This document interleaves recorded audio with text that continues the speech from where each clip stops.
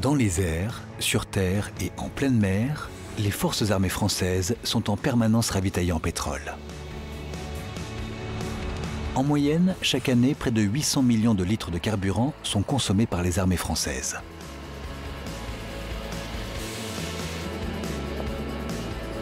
Parce que les opérations se gagnent aussi grâce au pétrole, le ministère de la Défense français s'appuie sur un organisme centenaire unique, le service des essences des armées. Approvisionnement, stockage, contrôle qualité et distribution, l'organisme assure le soutien pétrolier des forces partout dans le monde. Le journal de la Défense vous emmène dans le Sahara à la rencontre de ces soldats du pétrole. Au Niger, au Tchad et au Mali, vous allez découvrir comment ces hommes et ces femmes relèvent chaque jour un incroyable défi logistique, même en plein désert.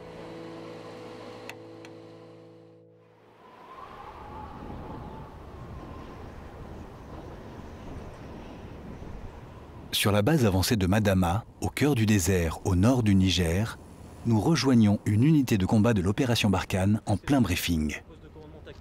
Ils se préparent à partir en convoi pour stopper la progression des groupes armés terroristes dans la zone. Dans un premier temps, le gros boulot, ça va être d'acheminer tous ces véhicules sur la zone d'opération. Dans cette zone isolée et dangereuse, il faut tout anticiper et calculer au plus juste. Pour garantir l'autonomie des forces armées sur la durée, rien n'est laissé au hasard. Réparation, contrôle technique et stockage des vivres. Ce matin, Nicolas gère les derniers préparatifs. Je remets en place ma bâche. Donc ça protégera ma citerne déjà. Et ensuite, ça me permet aussi, quand on est en convoi, de cacher que je suis une citerne. Pour me fondre plus dans le convoi, dans la masse des véhicules. Comme Nicolas, près de 80 spécialistes des essences travaillent sur l'opération Barkhane. Exposés aux mêmes risques que les unités de combat qu'ils soutiennent, ils assurent 24 heures sur 24 leur ravitaillement pendant toute la durée de la mission. Le convoi s'élance vers le plateau du Djado, point commercial névralgique dans la zone.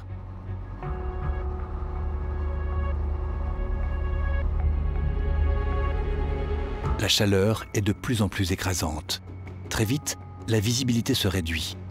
Un nuage de poussière rouge enveloppe le convoi et fatigue les hommes. Rouler en milieu désertique est un véritable défi. Très rapidement, les premiers incidents surviennent.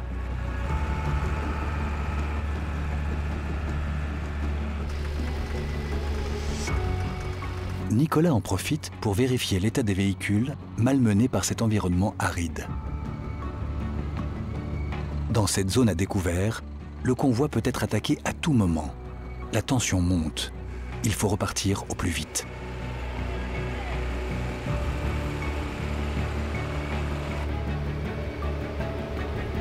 Au volant de leur camion-citerne de 10 tonnes, les soldats du pétrole doivent constamment adapter leur conduite. Nos trajectoires, on doit les anticiper en fait et éviter de rouler pratiquement dans les sillons des autres véhicules parce que ce sont des véhicules tout-terrain. Et si le terrain derrière, il bascule sur le côté, notre châssis, il en prend un coup. Steve est attentif à sa conduite. Il sait qu'au moindre incident, l'ensemble de la mission risque d'être compromis. En plus des chocs sur le véhicule, le camion risque à chaque instant l'accident à cause du va-et-vient du carburant dans la cuve. Et nous, on essaie de justement limiter cet effet parce qu'avec le ballon, on peut très bien basculer latéralement le véhicule. Ça va très vite. Ça va très vite avec un camion citerne. Après 8 heures de conduite, le convoi atteint enfin sa destination. Azure 15, ici Azure Alpha, vous êtes autorisé à envoyer 50% de vos éléments pour complétement carburant. Steve doit mettre en place l'îlot de ravitaillement. C'est une station essence dite éphémère. Sous une chaleur accablante de 50 degrés, il va ravitailler l'ensemble des véhicules du convoi. On a déjà distribué 2000 voire 3000 litres de gasoil sur l'espace de 3 heures à 4 heures de temps. On doit être méthodique pour mettre en place notre îlot carb. Il faut tout le temps répéter les mêmes consignes pour éviter justement qu'il y ait le moindre accident. Le ravitaillement est un moment critique pour le convoi qui devient plus vulnérable. Afin de sécuriser tout le périmètre, le chef de peloton Baptiste envoie ses blindés en reconnaissance. Vous avez des véhicules au plus près, mais également des véhicules au plus loin, qui assurent une sûreté rapprochée de ces véhicules sensibles que sont les citernes à carburant, mais également du dispositif plus large, du sous-groupement désert qui est déployé. Et vous avez des véhicules qui sont sur la frange des 500 à 1000 mètres autour de nous. Une fois les véhicules du convoi ravitaillés, Steve et Nicolas se déploient autour du poste de commandement. Installation du campement, repas sur le pouce, mais surtout contrôle technique des camions-citernes. Je remets la pression adéquate pour rouler dans le désert. En fait. Je la mets à 4 bars. Dans le désert, la pression des pneus est primordiale. En roulant dans le sable, les pneus se gonflent avec les échauffements. Nicolas doit régulièrement baisser cette pression pour que l'adhérence de son camion-citerne soit optimum et réduise tout risque de basculement. À peine sa maintenance terminée, Nicolas va prendre son tour de garde.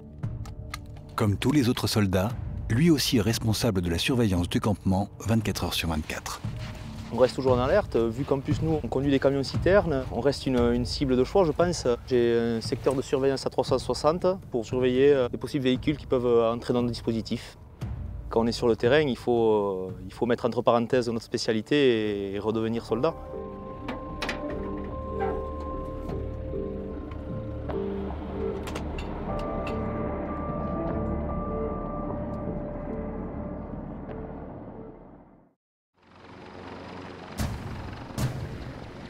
Le lendemain, dès les premières lueurs du jour, Nicolas va être sollicité pour une mission particulière. Oubliez les véhicules, cette fois-ci, il faut ravitailler un hélicoptère. Le tout en quelques minutes seulement. C'est pas plus près, c'est bien, même un peu plus loin. Alors après, ouais, pour le haut, vous avancez pas plus, parce que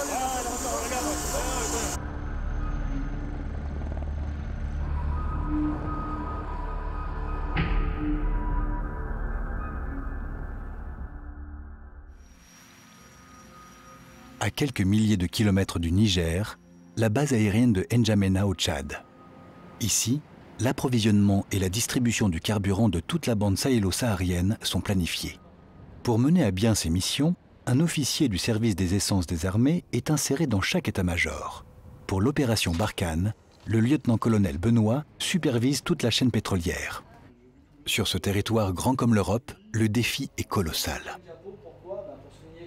C'est un enjeu quotidien d'arriver à soutenir les forces en permanence pour leur fournir le produit à l'autre bout du désert, que ce soit à Madama, tout au nord Niger, ou à Tessalit, au nord du Mali, avec une petite chaîne de 80 personnes réactives et qui arrivent à donner satisfaction à la force. Pour soutenir sur ces vastes étendues plus de 400 opérations et patrouilles annuelles, le lieutenant-colonel Benoît s'appuie sur 11 dépôts pétroliers répartis entre le Tchad, le Niger et le Mali.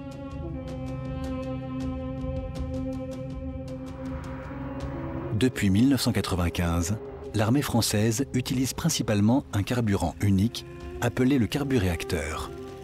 Défini selon des critères internationaux, il évite toute rupture de stock et permet la liberté d'action des forces de l'OTAN partout dans le monde. L'avantage de travailler avec un carburant unique et le carburéacteur, donc ce que vulgairement appelé par tout le monde le kérosène, c'est qu'on va avoir un seul type de camion qui va être engagé sur les opérations, qui pourra faire à la fois le plein des aéronefs et directement le plein des camions-citernes ou des véhicules blindés, en ajoutant juste un additif. Dans la bande sahélo-saharienne, la ressource en carburéacteur est limitée. Le service des essences des armées doit s'approvisionner auprès de raffineries civiles dans le golfe de Guinée, au Cameroun, au Togo, au Bénin, en Côte d'Ivoire ou encore au Sénégal. Ces transporteurs civils livrent en moyenne 70 millions de litres de carburant chaque année à l'ensemble des dépôts militaires.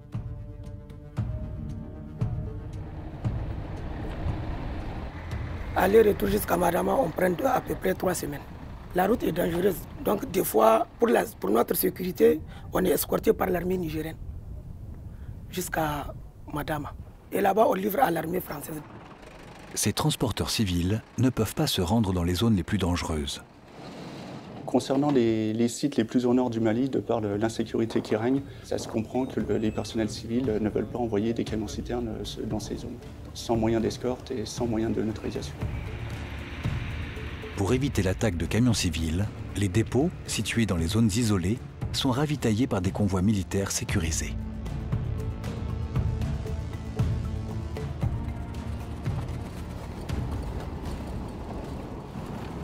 Au-delà de la quantité à livrer, c'est aussi la qualité qui prime. À Niamey, le commandant Mathieu veille à ce que le carburéacteur réponde à ces normes de qualité. Les contrôles débutent au sein même des raffineries civiles. À chaque livraison de nouveaux lots au dépôt de Niamey, nous allons contrôler la qualité afin de nous assurer que le produit qui arrive au Niger sera de bonne qualité et pourra être utilisé par nos aéronefs. Mais ce n'est que le début. Les contrôles sont permanents. Dès qu'une citerne quitte la raffinerie civile pour livrer un dépôt militaire, le carburant est systématiquement contrôlé à l'arrivée pour éviter une quelconque pollution liée au transport. La température et la densité, normalement on les prend dans le seau, mais vu qu'il fait tellement chaud, le temps que ça arrive dans le seau, ça fait que grimper. Donc ça se réchauffe assez vite, donc on a essayé de voir si en prenant la température directement dans la cuve, le produit était plus stable, plus frais. L'eau et les particules sont les deux ennemis du carburant. À la moindre contamination, c'est l'arrêt des opérations militaires. Il ne faut prendre aucun risque et pousser les analyses plus loin.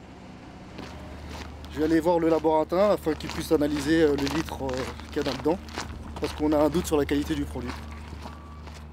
Au quotidien, notre crainte, c'est une dégradation du produit. On est dans une zone où il fait chaud, il y a des fortes variations de température, et si jamais de l'eau rentre dans le produit, on peut avoir ce qu'on appelle des biocontaminations, donc des micro-organismes qui attaquent le carburéacteur, qui dégradent les caractéristiques et après qui peuvent colmater les filtres. Donc c'est pour ça qu'au quotidien, on va faire des analyses régulières pour voir si le produit se tient bien en cours de stockage. Ces analyses ne s'arrêtent jamais. Le laborantin de Niamey reçoit des échantillons de toute la bande sahélo-saharienne. Par rapport à ce qu'on a analysé la dernière fois, il n'y a rien d'anormal. Parfait, donc on va pouvoir dépoter. Ouais, on dépote. Très bien. Frédéric est le chef du dépôt. Une fois qu'il a donné son feu vert, les pétroliers réalimentent leur cuve.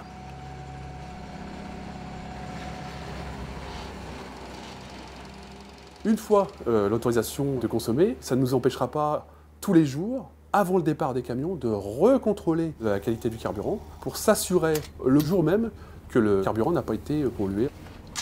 De l'approvisionnement à la distribution, les contrôles sont quotidiens. Tout problème non détecté sur un carburant peut avoir des conséquences dramatiques. Un avion, c'est pas qu'un camion, s'il y a un souci de carburant, il ne va pas s'arrêter sur le côté, il va tomber. Donc on doit assurer à l'armée de l'air de lui délivrer un carburant de qualité. Et pour ce faire, tout au long de l'approvisionnement, du fournisseur à la livraison ici, et du chargement de nos camions à l'avitaillement de l'avion, on va garantir la qualité avec un système de filtration et de contrôle de bout en bout. Le soutien pétrolier garantit aux forces armées leur autonomie au combat. Depuis les bases aériennes de Niamey au Niger et de N'Djamena au Tchad, les aéronefs peuvent se rendre en tout point de la bande sahélo-saharienne pour appuyer les forces terrestres dans leur lutte contre les groupes armés terroristes.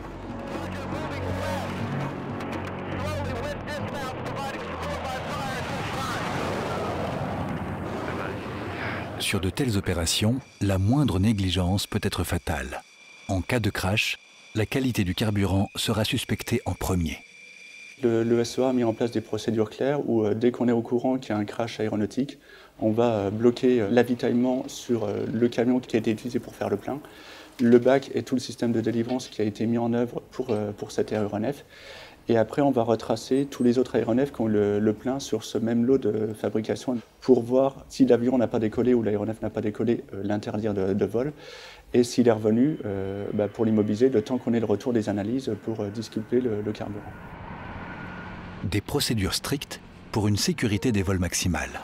C'est d'autant plus important qu'avant d'arriver dans les réservoirs de l'avion de chasse, le carburant transite de la citerne à l'avion ravitailleur. La mission du C-135, c'est de prolonger la mission du SEA en l'air pour les avions de chasse. C'est-à-dire que les avions de chasse ont une autonomie de 1 heure à 1 heure et demie environ. Et nous, on est là pour leur donner du pétrole en l'air pour qu'ils puissent avoir une autonomie bien plus grande. 1 mètre dans le panier, contact à droite. Pompe à gauche stable. En rapprochement.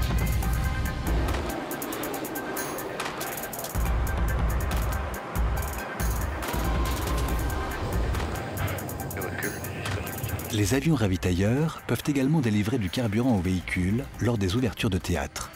Cette opération s'appelle le defueling. Une possibilité qu'on a, c'est de pouvoir se poser sur des terrains de type sommaire.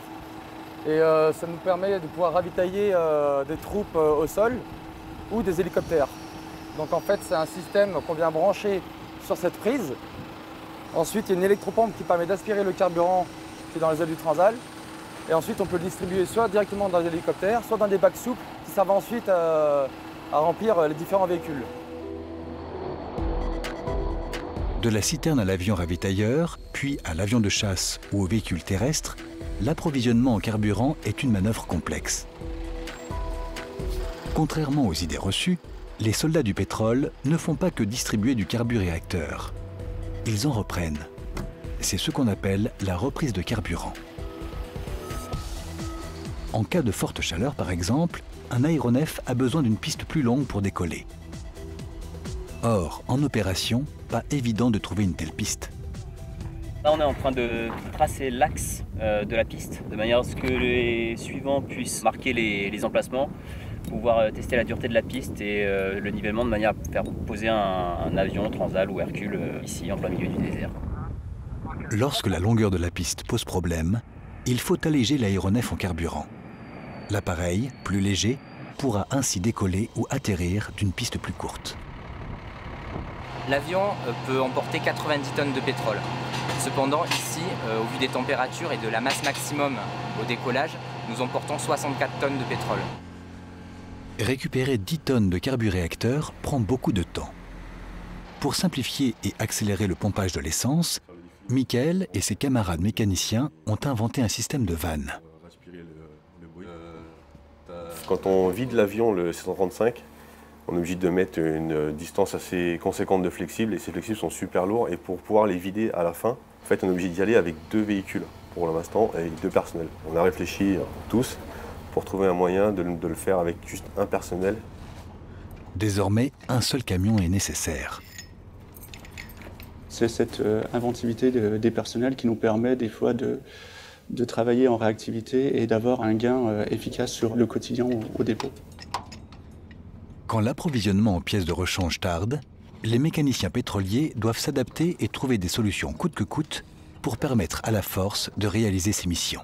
Ici, les conditions sont rustiques, les camions ne sont pas employés comme ils devraient vraiment, c'est-à-dire que les camions ravitailleurs, genre TE, eux, ils devraient être sur une plateforme aérienne et rouler sur du dur, mais là, ils sont sur les cailloux, dans le sable. Donc c'est ce qui amène une usure prématurée, donc il faut un suivi quotidien pour maintenir disponible ce matériel pour que les missions se fassent. Le ravitaillement de la force aéroterrestre et les problèmes mécaniques ne sont qu'une facette de ce métier. Recettes et facturation sont le quotidien de Laetitia. Comptable au dépôt de N'Djamena, elle assure la gestion de près de 70 millions de litres par an. La difficulté, c'est de pouvoir vérifier la comptabilité à distance. S'il manque des litres, je ne sais pas si c'est dû à la chaleur, dû à l'écart d'exploitation, ou s'ils ont oublié une cession, une distribution dans leur comptabilité. Les écarts d'exploitation sont souvent causés par l'évaporation du carburant. Les drones, exposés à la canicule, ne font pas exception à la règle. L'essence utilisée sur le drone Harfang est une essence très volatile, le F-18. Et suite aux hautes températures, qui atteignent souvent les 45 degrés, on perd à peu près 20 à 30 litres de carburant tous les 3-4 jours, qui constitue 1 à 2 heures d'autonomie de vol. Donc on est obligé de vérifier chaque jour avant chaque décollage le plein et d'effectuer des recompléments. Ce phénomène d'évaporation n'est pas négligeable. Quand on sait que les avions ravitailleurs, les drones et les avions de chasse consomment 50 millions de litres par an, soit 80% de la consommation annuelle en opération. Par exemple, un Rafale, ça prend entre 7 et 9 mètres cubes. Ça fait 130 fois le plein de votre voiture. Le plus gros plein qu'on fait, c'est le KC-135, donc le ravitailleur en vol. Lui, il prend 60 mètres cubes. Ça fait 860 fois le plein de votre voiture. Même dans leur vie quotidienne sur base, les 3500 militaires de la force Barkhane doivent disposer d'électricité. Sans pétrole, pas d'électricité. Cette autonomie énergétique représente chaque année plus de 10 millions de litres de carburant soit 4000 fois la capacité d'une chaudière domestique. Les réservoirs pour les gros groupes électrogènes permettent de faire donner l'électricité. Donc pour les ordinateurs, pour les ventilos, pour les télés. S'il n'y a pas d'essence ici, la vie ici ne fonctionne plus. Base militaire, aéronef ou véhicules terrestres, le besoin en carburant est immense. Pour stocker de telles quantités, le service des essences des armées prend des mesures de protection environnementale. Ici, on a un réservoir souple qui fait 300 mètres cubes. Ça équivaut en gros à une piscine municipale. Et alors cette baudruche, elle est posée sur une autre bâche qu'on voit là, avec un renfort ici. Et cette bâche, elle est destinée à contenir les fuites du réservoir si jamais il devait être percé.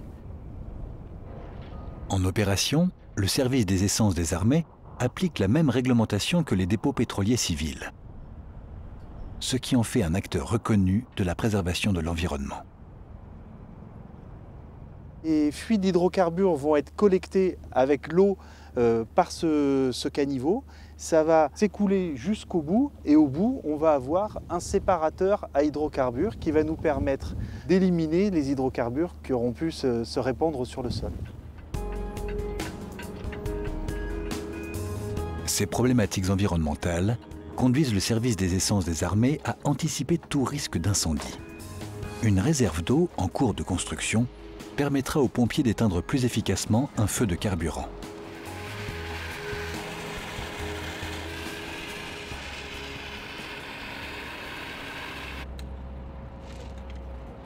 Pendant ce temps, à N'Djamena, John est mis en alerte par l'état-major. Il prépare un ravitaillement en carburant pour des militaires basés au fin fond du désert où aucun camion-citerne ne peut se rendre. On est en train de tester des réservoirs souples. Donc ceux-là, ils sont d'une capacité de 200 litres et ils sont transportables et largables à une hauteur de 15 mètres. Ces réservoirs, largués ou déposés par hélicoptère, permettent la plupart du temps de finir la mission. Mais parfois, la quantité délivrée grâce à ces réservoirs souples est insuffisante. Les logisticiens doivent alors projeter le kérosène par palette. Le largage de carburant est prévu, lui, il devrait se maintenir à 15 heures. Le carburant à 15 heures ? Ouais.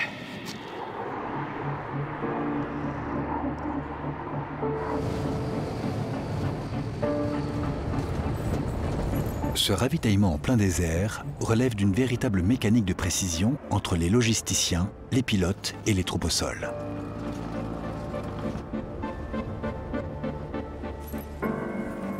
Au sein de chaque groupement de commando, un militaire du service des essences des armées est détaché. Aguerri au combat, il est considéré comme l'un des leurs et s'expose au même danger. Une fois les pleins effectués, les militaires effacent toute trace de leur présence. Les fûts trop volumineux sont récupérés par hélicoptère.